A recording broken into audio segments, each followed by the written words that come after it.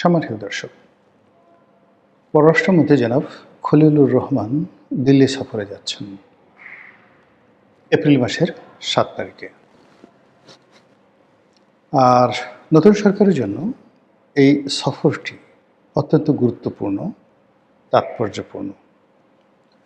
এই সফরের ফলে বাংলাদেশের রাজনীতির যে কোর্স অফ অ্যাকশন, এটা পরিবর্তন হয়ে যাবে। আগামী দিনগুলো সরকার কিভাবে চলবে, কারা সরকারের বন্ধু, সরকারের স্থায়িত্বটাই বা কেমন হবে, পার্লামেন্ট কিভাবে চলবে, জামাতের সঙ্গে বিএনপির সম্পর্কটা কোন পর্যায়ে থাকবে, আওয়ামী লীগের ভবিষ্যৎ কী, ভারত বাংলাদেশ সম্পর্কের ভবিষ্যৎ কী, বাংলাদেশের সঙ্গে চীনের সম্পর্ক কেমন হবে, এবং যে ১/১১ কুশীলবদের ধরা হচ্ছে, তারপর ডিপ স্টেট, যে মার্কিন ডিপ স্টেটের নামে যে সকল কথাবার্তা বলা হচ্ছে, এই সব কিছুরই একটা জিস্ট বা একটা সামারি জনাব খলিলুর রহমান সাহেবের এই সফরে বের হয়ে আসবে। বাংলাদেশে যেহেতু আমরা এই মুহূর্তে রাজনৈতিকভাবে আসলে অতটা ভারতের মতো পরিপক্ক নই, ফলে জনাব খলিলুর রহমানের এই সফর নিয়ে আমাদের মধ্যে অতটা আবেগ বা উৎকণ্ঠা নেই। আমাদের দেশের পররাষ্ট্রমন্ত্রী চাইতে স্বরাষ্ট্রমন্ত্রীর গুরুত্ব বেশি, এলজিআরডি মন্ত্রীর গুরুত্ব খুবই বেশি। আমাদের দেশে কখনই সেই যাকে বলা হয় নিরাপত্তা উপদেষ্টা ছিল না। খলিলুর রহমান প্রথম গত সরকার আমলে এসছে। তো এগুলোর যে আসলে ইফেক্ট কী, আফটার ইফেক্ট কী, বা পররাষ্ট্র নীতিতে ভারত বা চীনের সঙ্গে বা আমেরিকার সঙ্গে সম্পর্কের কারণে বা খারাপ সম্পর্কের কারণে আমাদের দেশে কী কী লাভ ক্ষতি হতে পারে, এটা নিয়ে আসলে আমাদের দেশে এরকম চুলচেরা বিশ্লেষণ হয় না। কিংবা ধরুন আমেরিকার যিনি রাষ্ট্রদূত, সেই মিস্টার ক্রিস্টেনসেন, তিনি এসছেন। আবার এই যে বর্তমান ভারতের রাষ্ট্রদূত যিনি আছেন, তিনি চলে যাবেন, নতুন একজন রাষ্ট্রদূত আসার কথা। আমার জানাও আগে একজন ডিপটি অ্যাম্বাসেডর ছিলেন মিস্টার সঞ্জীব, বাঙালি, তাকে দেয়া হবে, এরকম কথা শোনা যাচ্ছিল। আবার পরে দেখা গেল যে খুব বিখ্যাত ঝানু কূটনীতিবিদ, সাংবাদিক এবং বেসামরিক ব্যক্তি এম জে আকবর একসময় ভারতের সেই ডেপুটি ফরেন মিনিস্টার ছিলেন, তাকে বাংলাদেশে রাষ্ট্রদূত করে পাঠানো হবে, এইরকম একটি আলোচনা চলছিল।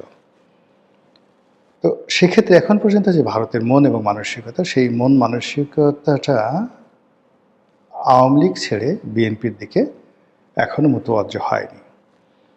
কিংবা বাংলাদেশে লস্করে তৈয়বা, অন্য যে সকল সংগঠন রয়েছে তাদের ব্যাপারে ভারতের আতঙ্ক, জামাত সম্পর্কে ভারতের নেতিবাচক মনোভাব, এটা এখনও দূর হয়নি। তো সেই অবস্থাতে যে জনাব খলিলুর রহমান দিল্লিতে যাচ্ছেন এপ্রিল মাসের 7 তারিখে, এটার পরিণতি কী হতে পারে, প্রতিক্রিয়া কী হতে পারে, কী কী আলোচনা হতে পারে? যতটুকু আমার জ্ঞান আছে সেটা হলো, তিনি ভারতের পররাষ্ট্র মন্ত্রণালয় মানে এসকে জয়শঙ্কর, যিনি পররাষ্ট্রমন্ত্রী, তার সঙ্গে বৈঠক করার জন্য যাচ্ছেন। কিন্তু কার্যত তার বৈঠক হবে সেই ভারতের নিরাপত্তা উপদেষ্টা অজিত দোভালের সঙ্গে। বাংলাদেশের অভ্যন্তরীণ নিরাপত্তা নিয়ে, সীমান্তে নিরাপত্তা নিয়ে, এবং ইতিপূর্বে যখন মিস্টার খলিলুর রহমান নিরাপত্তা উপদেষ্টা ছিলেন ইউনূসের জমানাতে, তখন তার সঙ্গে যে বৈঠক হয়েছিল, অর্থাৎ অজিত দোভাল ভার্সেস খলিলুর রহমান, সেই বৈঠকে ইউনূস জমানাতে স্পষ্ট তিনি কতগুলো প্রমাণ, ডকুমেন্ট, কাগজপত্র তিনি খলিলুর রহমানের হাতে দিয়েছিলেন, যেখানে তিনি দেখাচ্ছিলেন যে বাংলাদেশের সীমান্তের বেশ কয়েকটি পয়েন্টে অনেকগুলো জঙ্গি সংগঠনের তৎপরতা চলছে, ঘাঁটি আছে। একদম স্যাটেলাইট ইমেজ তার হাতে তুলে দেওয়া হয়েছে বলে ভারতীয় পত্রপত্রিকায় তখন খবর প্রকাশিত হয়েছিল। নাম্বার 1। নাম্বার 2 হলো যে ওই সময়টিতে ডক্টর মোহাম্মদ ইউনূস এই কাজগুলো, যাকে বলা হয়, তিনি প্রমোট করছিলেন। খলিলুর রহমান চেষ্টা করা সত্ত্বেও কিছুই করতে পারেননি। এখন এই বর্তমান পরিবর্তিত পরিস্থিতিতে তারেক রহমান সাহেব সরকারের ভূমিকা কী, মনোভাব কী, এটা স্পষ্ট হওয়া দরকার, এবং এই কাজটি অজিত দোভালের সাথে তার একটা সরাসরি আলোচনা হতে হবে। এটা গেল একটি ঘটনা। আরেকটি ঘটনা হলো যে আওয়ামী লীগের বিরুদ্ধে যে সকল ব্যবস্থা সাবেক সরকার অর্থাৎ অন্তর্বর্তীকালীন সরকার নিয়েছিল, সেগুলো কি বর্তমান জমানাতে চালু থাকবে? এই প্রশ্নসঙ্গত কারণে অজিত দোভালের পক্ষ থেকে আসবে, এমনকি জয়শঙ্করের পক্ষ থেকে আসবে। কোনো কারণে আন্ডার টেবিল বা প্রকাশ্যে যদি নরেন্দ্র মোদীর সঙ্গে তার বৈঠক হয় খলিলুর রহমান সাহেবের, সেক্ষেত্রে এই ধরনের আলোচনায় সেখানে প্রাধান্য পাবে এবং ভারত এই বৈঠকটিকে কার্যকর করার জন্য এবং খলিলুর রহমানের যে সফর এটিকে ফলপ্রসূ করার জন্য ইতিমধ্যে যেভাবে বন্ধুত্বের হাত বাড়িয়ে দিয়েছে তার কিছু নমুনা আমরা দেখতে পেয়েছি। 2 দফায় ভারত তাদের নিজেদের দেশে জ্বালানি সমস্যা, ডিজেলের সমস্যা থাকা সত্ত্বেও শেখ হাসিনার জমানাতে যে চুক্তি হয়েছিল, তেল সরবরাহ করার চুক্তি এবং অন্যান্য যে সকল চুক্তি হয়েছিল, সেই চুক্তি মূলত ভারত সম্মান দেখায়নি গত 17 মাসে, মানে ডক্টর মোহাম্মদ ইউনূসের জমানাতে।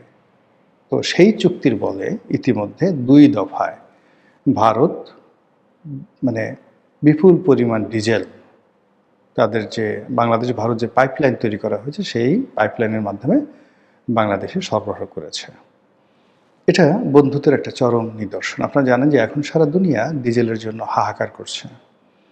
আমরা এতদিন পেট্রোল করে কান্নাকাটি করেছি, কিন্তু এখন এই যে এই মুহূর্তে সারা বাংলাদেশের ডিজেলের যে ক্রাইসিস শুরু হয়েছে, সেই ক্রাইসিসের কারণে যারা জেলে তারা মাছ ধরার জন্য সমুদ্রে যেতে পারছে না, নদীতে যেতে পারছে না। ফলে কয়দিন আপনি দেখবেন যে মাছ পাওয়া যাচ্ছে না।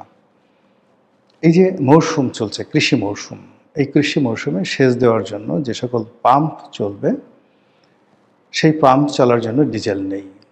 আর ডিজেল যদি না থাকে, যদি বিদ্যুৎ সরবরাহে ঘাটতি দেখা দেয়, ফলে ডিজেল এবং বিদ্যুতের উপর নির্ভরশীল যে সকল সেচ প্রকল্প রয়েছে প্রান্তিক বাংলাদেশে, সেখানে রীতিমতো হাহাকার শুরু হয়ে যাবে। এবং এবছর আমরা এই মৌসুমে ফসলে যদি মার খাই, দুর্ভিক্ষ নিশ্চিত, যেটি আমদানি দিয়েও পোষানো যাবে না। আমাদের খাদ্যের অভ্যাস এবং আমাদের চালের যে প্রয়োজন, এটি পৃথিবীর কোনো দেশে এত চাল উৎপন্ন করে কেবলমাত্র বাংলাদেশের 18 কোটি মানুষকে ভাত খাওয়াতে পারে না। মানে ভেদ বাঙালি আমরা আমাদের যে খাবার খাই তার 90% হলো ভাত।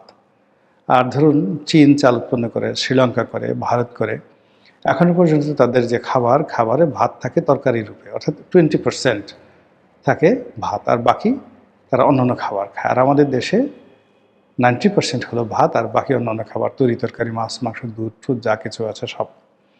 তো এই যে 18 কোটি মানুষের মুখে অন্ন তুলে দেওয়ার জন্য আমাদের কৃষকরা যে নিরলস পরিশ্রম করে যাচ্ছে, তার জন্য ডিজেল অপরিহার্য, যেটা আমাদের এই মুহূর্তে নেই, সারা দুনিয়াতে নেই, ভারতেরও নেই। কিন্তু তারপরে ভারত বাংলাদেশকে 2 দফায় মানে ডিজেল দিয়েছেন। সেই কত টন, 5,000 মেট্রিক টন বা 9,000 মেট্রিক টন, এরকম 2টো দফাতে চালানে আসছে, হিউজ।